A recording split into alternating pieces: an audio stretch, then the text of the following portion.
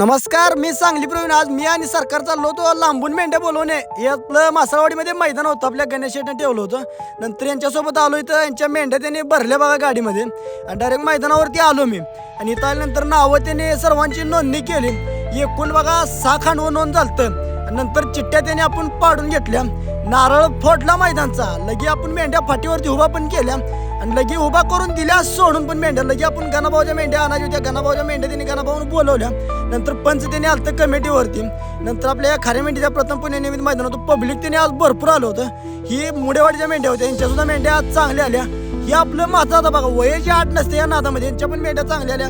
ही आपलं बनपुरीचं लाहोर होतं, चांगलं पळालं. ही यांच्या मेंढ्या द्या. नंतर इथं आल्यानंतर बघा यांचा आहे ना, यांचा आला प्रथम क्रमांक, द्वितीय क्रमांक यांचा आला, यांचा तृतीय क्रमांक.